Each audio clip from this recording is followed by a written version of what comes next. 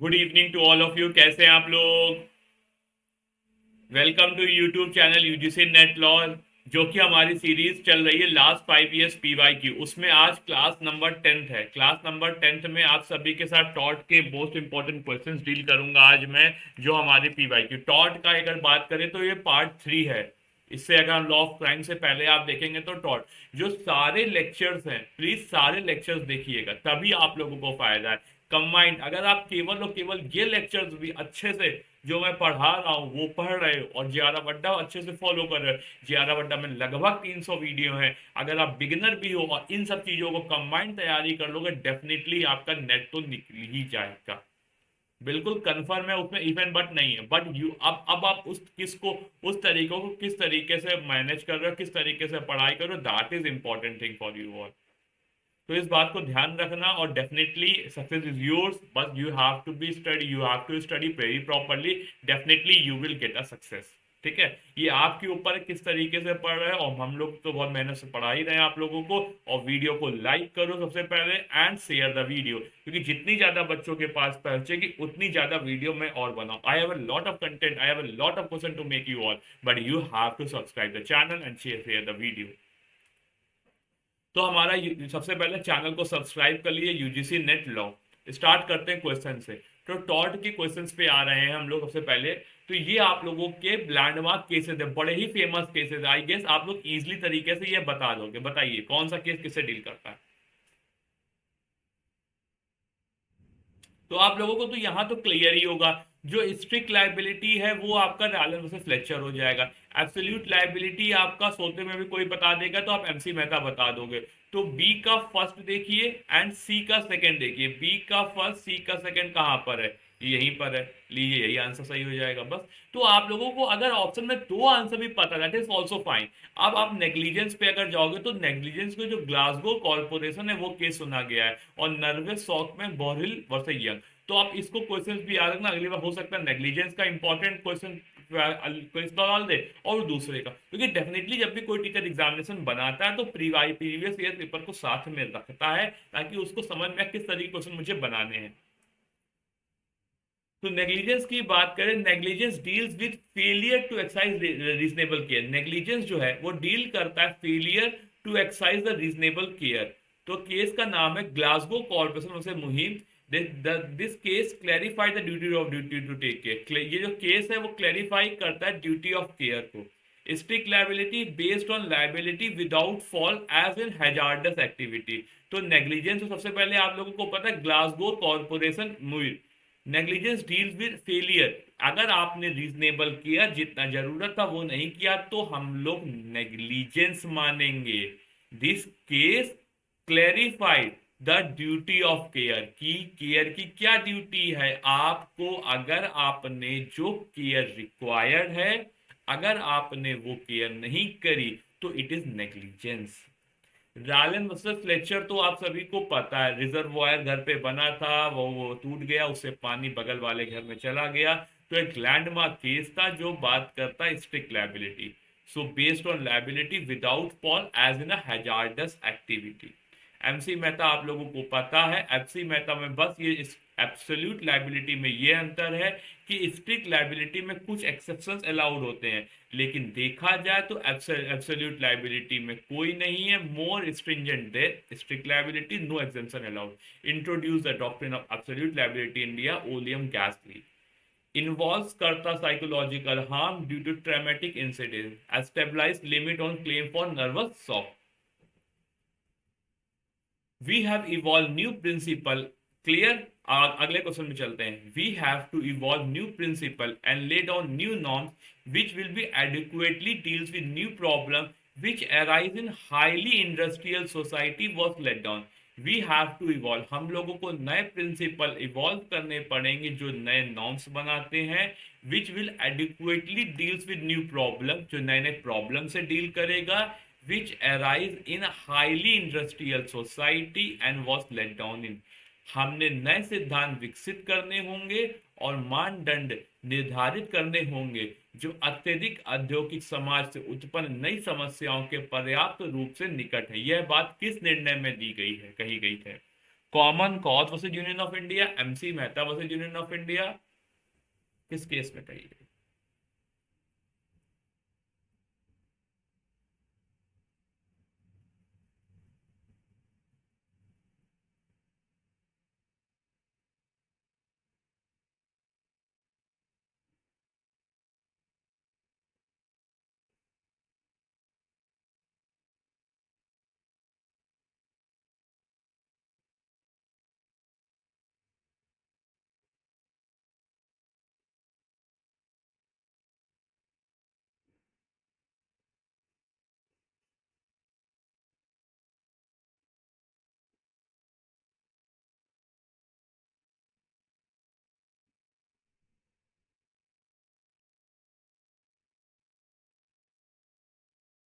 ठीक, तो इसका बेटा हो जाएगा MC Mehta versus Union of India. MC Mehta, we have to evolve new principle and lay down new norms which will be adequately deals with new problem which arise in highly industrial society was laid down।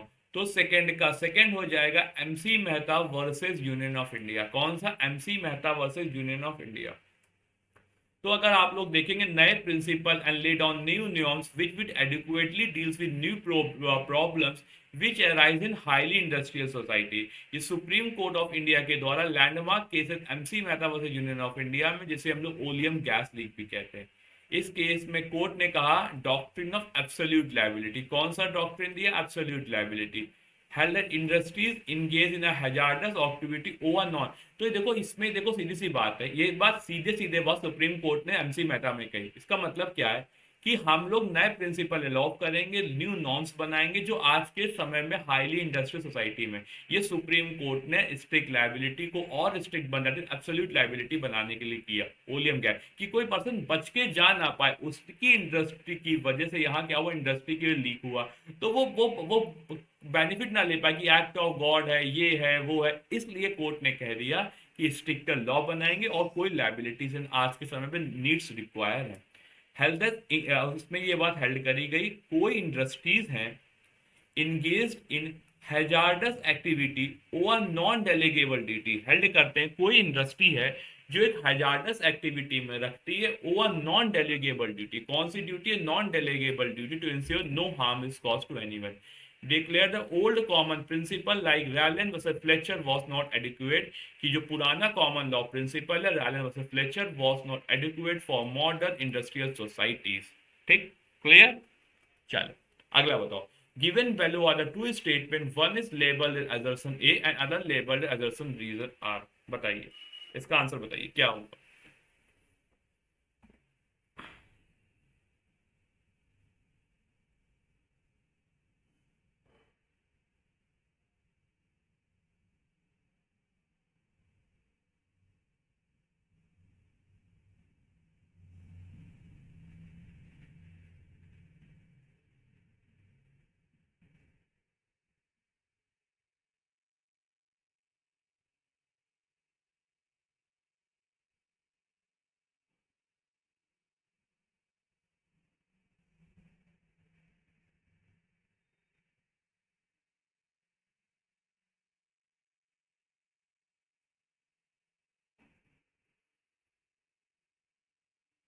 ठीक है, अगला statement है, a master is liable for all tortious act of servant during course of employment। Master जो है वो servant के सारे टॉर्सियस act के लिए लाइबल। एक मास्टर है,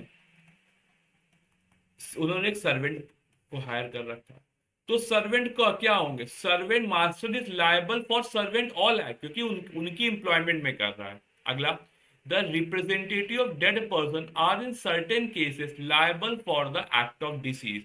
जो अब कोई पर्सन की डेथ हो गई है, ठीक है, कोई पर्सन की मान लो यहाँ पर डेथ हो गई है, तो जो उसका रिप्रेजेंटेटिव होगा वो भी उसकी डिसीज की सारी लाइबिलिटीज के लिए रिस्पॉन्सिबल होगा। बताइए इसका आंसर क्या है। देखो देखो, ये सबसे पहली बात, देखो ये आपस में तो कोई रिलेशन रखते ही नहीं है। ये अलग बात कर रहा है, ये टॉर्सियस एक्ट की बात कर रहा है, डेथ, तो एक्सप्लेनेशन तो होगा ही नहीं। और अगर अपने इंडिविजुअली इनकी चेक करती जाए तो बिल्कुल सही बात है, जो मास्टर है वो सर्वेंट के एक्ट के लिए लायबल है in the course of employment. उसी तरीके से जो डेड पर्सन है वो भी लायबल हो जाएगा। तो A and R true and R is not. तो थ्री का second is the right answer, both assertion and reason are correct and but R is not the correct explanation of A. तो three का second is the right answer, बिल्कुल सही। तो master is liable for all tortious act of service do in a course of employment, ठीक है। Representative deceased person may in some cases B liable for the act of disease, ठीक, इस तरीके से। Clear?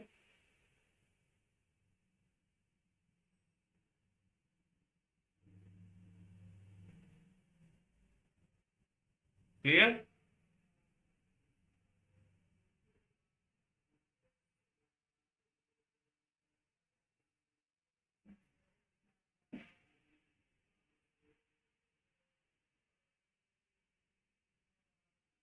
Clear? Clear, आगे बढ़ते हैं। आगे बताओ, a person may be liable in respect of wrongful act और omission of other in the following. A person जो है वो किस बेसिस में दूसरे के रॉन्गफुल एक्ट और ओमिशन के लिए लायबल होगा। अब ये लिखा है ना, a person may be liable in respect of wrongful act और omission of other in which of the following ways. पहला ए, एज, मतलब दूसरों के लिए कोई पर्सन क्यों लायबल होगा, as having ratified and authorise the particular act. क्योंकि उसने ऑथोराइज कर दिया तब लायबल होगा। अब अगर आपने यहाँ पे दो पर्सन है, ए और बी, क्लियर करो, ए और बी। यहाँ क्वेश्चन हो रहा है, अ person may be liable for, अब कब ए बी के एक्ट के लिए लायबल होगा। Question, as having ratified and authorise, अगर बी ने कोई बी के एक्ट को ए ने ऑथराइज कर दिया, सारी ठीक है, मैं उसकी सारी चीजों के लिए रिस्पॉन्सिबल हूं, तब लायबल होगा, बिल्कुल सही।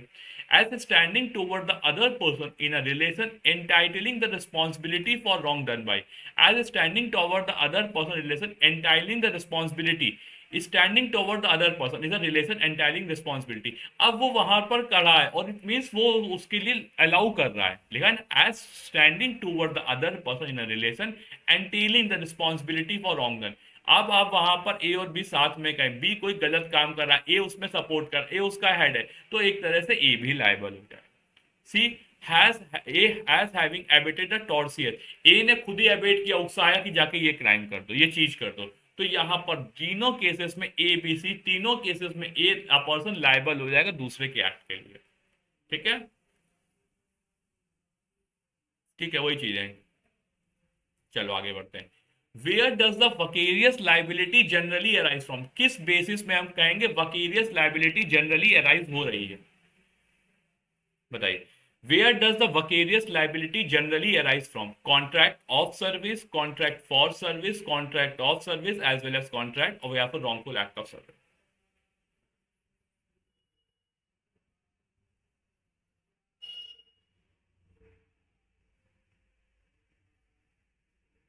देखो बेटा, दो चीजें होती हैं, एक हम लोग देखेंगे, देखो पर्सन जो है वो पूरे एक कोई इंडिपेंडेंट कॉन्ट्रैक्टर उसके लिए लायबल नहीं हो जाएगा। कोई एक इंडिपेंडेंट कॉन्ट्रैक्टर है, मान लो कोई एक इंडिपेंडेंट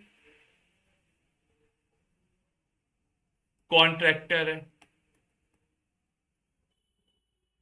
तब उसके लिए लाइबिलिटी नहीं होगी। कोई एक इंडिपेंडेंट कॉन्ट्रैक्टर है, उसके लिए उसकी कोई लाइबिलिटी नहीं है।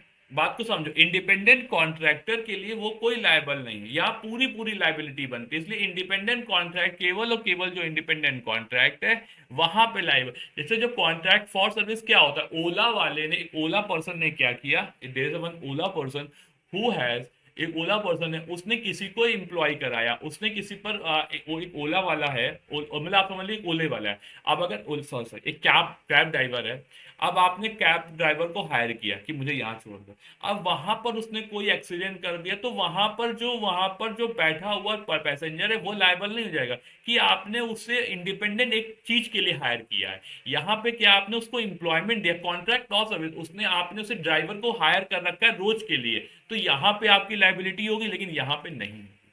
तो इसलिए कॉन्ट्रैक्ट ऑफ सर्विस में होगा और एक रॉन्गफुल एक्ट ऑफ सर्वेंट के लिए। तो इसका आंसर बेटा फिफ्थ का ए एंड डी हो जाएगा, ठीक है। तो contract of service, contract of service में क्या है, एक एम्प्लॉयर एम्प्लॉय, जो देखो वर्ड है यहाँ पे ऑफ, यहाँ फॉर, जहां पे ऑफ होगा तो इसका मतलब है ये एम्प्लॉयर या एम्प्लॉय में रिलेशनशिप बता रहा, मालिक और कर्मचारी के बीच में रिलेशन बता रहा है, जो कि एक बहुत इंपॉर्टेंट होता है वकीरियस लाइबिलिटी में। तो अगर कॉन्ट्रैक्ट ऑफ सर्विस है तो it means it talking about vicarious liability, और अगर वो कॉन्ट्रैक्ट फॉर सर्विस है तो वो इंडिपेंडेंट कॉन्ट्रैक्टर, और इंडिपेंडेंट कॉन्ट्रैक्टर के बेसिस में स्ट्रिक्ट वैकेरियस लाइबिलिटी का कॉन्सेप्ट नहीं चलता है। तो अगर कॉन्ट्रैक्ट ऑफ सर्विस नहीं होगा तो थर्ड ऑप्शन भी नहीं होगा, और डी तो हो जाएगा। The master liability arises only when the servant, master की लाइबिलिटी तभी अराइज होगी जब servant commit a tort in the course of employment के कोर्स में कोई टॉर्ट कमिट करता है तब। 6, टेस्ट ऑफ कंट्रोल्स डील भी, जो टेस्ट ऑफ कंट्रोल है वो किससे डील करता है, मास्टर एंड सर्वेंट रिलेशनशिप पे, मेजर्स ऑफ डैमेज से, कोर्स ऑफ एम्प्लॉयमेंट से, इंप्लाइड अथॉरिटी से। टेस्ट ऑफ कंट्रोल का क्या मतलब है बताइए।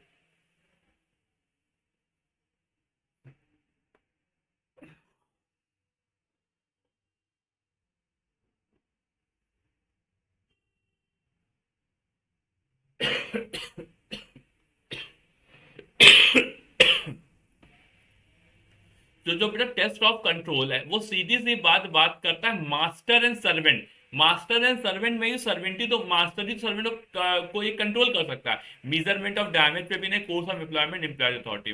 तो सिक्स्थ का first is the right answer, master and servant relationship.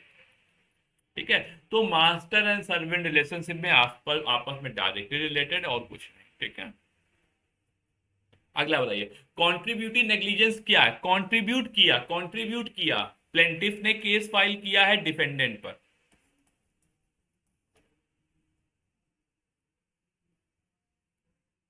Plaintiff ने फाइल किया है केस कि तुम्हारी वजह से मुझे नुकसान, तो डिफेंडेंट भी कहता तुमने, तुम्हारी भी लाइबिलिटी, क्योंकि तुम भी रॉन्गफुल थे, तुमने भी, तुम्हारी भी गाड़ी की स्पीड थी।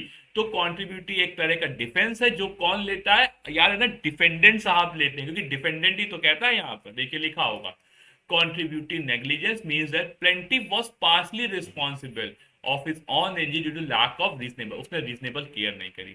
ये एक डिफेंस है जो डिफेंडेंट यूज करता है। ये क्यों यूज होता है कि कंपनसेशन का अमाउंट, अगर उनको अभी तक डिफेंडेंट पर 1 लाख का कंपनसेशन दे रहे हैं, अगर हमने प्लेंटिफ की भी गलती दिखा दी तो ये क्लेम कम हो जाएगा, मे बी 10,000, जो उस हिसाब से कोर्ट को लगे किसकी ज्यादा गलती, उस हिसाब से कंपनसेशन क्लेम कर।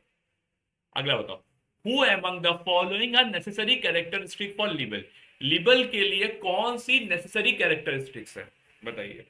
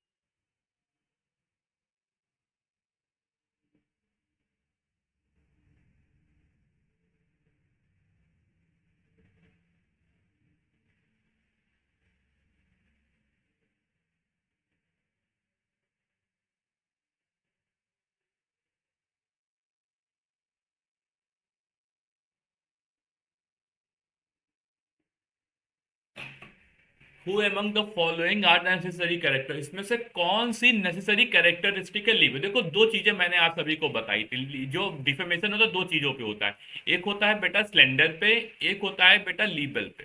तो स्लेंडर और लीबल, जो स्लेंडर होता है वो बेटा ओरल होता है, ओरल के लिए, ओरल डिफेमेशन बोलकर आपने किया वो हो गया। लीबल जो होता है वो बेटा परमानेंट फॉर्म लिख के होता है, लिख के होता है तो परमानेंट फॉर्म, इसलिए ये डिफेमेशन कौन सा है, परमानेंट फॉर्म का है। The burden of proof that the words are false lie upon the plaintiff। Plaintiff पे बर्डन होगा प्रूफ करने का ये स्टेटमेंट फॉल्स है, नहीं, ये बर्डन डिफेंडेंट पर होता है कि वो प्रूफ करे जो स्टेटमेंट दिया है वो ट्रू है, इसलिए नाइन्थ का ये नहीं होगा। ठीक है, तो ये गलत, क्योंकि आपने डिफेमेशन, प्लेंटिफ ने केस फाइल किया, वो कहेंगे जो इन्होंने बातें बोली है, मान लो कोई एक स्टेटमेंट पब्लिश हुआ XYZ, अब वो प्लेंटिफ साहब को लगता है, ए साहब को लगता है ये डिफेमेटरी है, केस फाइल करेंगे कि सर वो एक्स डी व्यक्ति ने जो स्टेटमेंट फाइल किया है वो गलत है और डिफेमेशन है, तो ये इतना कहेंगे मैंने ऐसा कुछ नहीं किया, तो अब ये डी की रिस्पॉन्सिबिलिटी दैट इज डिफेंडेंट की रिस्पॉन्सिबिलिटी हो जाएगी, वो आके प्रूव करे कि ये स्टेटमेंट ट्रू है। ठीक है, तो ये वाला गलत हो गया। नो एक्चुअल डैमेज, हाँ कोई भी आप एक को खाली ये प्रूव करना है कि डिफेम जो स्टेटमेंट है डिफेमेटरी है और उससे रीजनेबल पर्सन सोसाइटी के मेरे बारे में गलत एजम्पशन लेके चले, दैट इज सफिशिएंट। अब उनको ये नहीं प्रूव करना है कि मेरा डैमेज कितना हुआ है, no need to prove. Falsity of the charge in presume in the favour of पेल्से, आरोप का झूठा होना वादी के अनुसार। अब ये जो आरोप एज्यूम करता है कोर्ट की जो प्लेंटिफ पर चार्ज लगाया है वो फॉल्स है, अगर डिफेंडेंट कहते हैं वो सही है, ही हैव टू कम और प्रूव दैट। तो बिल्कुल सही बात है, नाइन्थ का fourth is the right answer, that is A C and D is the right answer. ठीक है, तो डिफेमेशन एक परमानेंट फॉर्म है, बिल्कुल सही ट्रू, क्योंकि लीबल जो है परमानेंट फॉर्म है, क्योंकि राइटिंग में होता है, प्रिंट में होता है, इमेज में होता है। देखिए मैंने एक बार समझा दिया, उसके बाद इसलिए इस चार्ट को मैं रखता हूं बेटा कि क्योंकि कोई पॉइंट अगर स्किप हो गया क्यों तो आप लोगों को समझ में आ जाए दोनों तरीके से, ताकि टाइम जरूर लगता है लेकिन आपके फायदे के लिए चीजें समझ में आ रही है।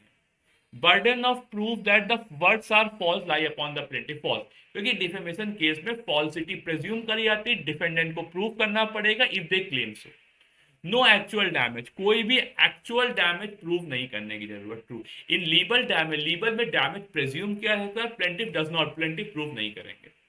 falsity, true, falsity is that is presumed in the paper, true, it is presumed that defamatory statement, ये presume करते जो defamatory statement है false, defendant must rebut it, ये presume क्या हो जाता है कि defamatory statement is false, defendant को उसे rebut करना पड़ेगा। ठीक है, तो यहाँ पे आ गया क्लियर। चलिए वीडियो को यहीं पर एंड करते हैं, और इसी के साथ आप सबको पता है जेआरएफ अड्डा जो हमारा मेन चैनल है उसको भी जाके सब्सक्राइब कर लीजिए, और वहां पर 7 PM पे आज मैं माइंड मैप मैराथन ला रहा हूं टॉट की। ठीक है, यहाँ पर एक क्लास, वहां पर यहाँ पर 2 क्लासेस उसी चैप्टर के, वहां पे एक क्लास है, तो 7 PM पे मैराथन आ रही है टॉट एंड कंज्यूमर प्रोडक्ट, ये पूरी यूनिट आज की एक क्लास में खत्म होगी। आई होप आप अच्छे से आइएगा, वहां बड़े अच्छे से हम लोग चीजों को डिस्कस करेंगे। ठीक है, माइंड मैप चीजों को फ्लो चार्ट के फॉर्म में बताने की कोशिश करूंगा। ठीक है, और आप लोगों को पूरी यूनिट एक ही क्लास में खत्म कराने की कोशिश रहेगी उसमें। चलिए वीडियो को एंड करते हैं, मिलते हैं फिर 7 PM जेआरएफ अड्डा पे, और हम लोग कल फिर मिलेंगे इसी चैनल पे 5 PM अगली अपनी यूनिट 6 को लेके आके। यूनिट 5 के लगभग मैंने 30 से 35 क्वेश्चन यहाँ करा दिए, आज मैं वहां 50 क्वेश्चन का मेरा टारगेट है हर एक यूनिट से, 50 मिनिमम। तो इस तरीके से दोनों तीनों के आंसर मिला के आप लोगों के लिए वीडियो बनाना है। ठीक है, बाय, बेस्ट ऑफ लक, मिलते रहिए, पढ़ते रहिए मस्त से।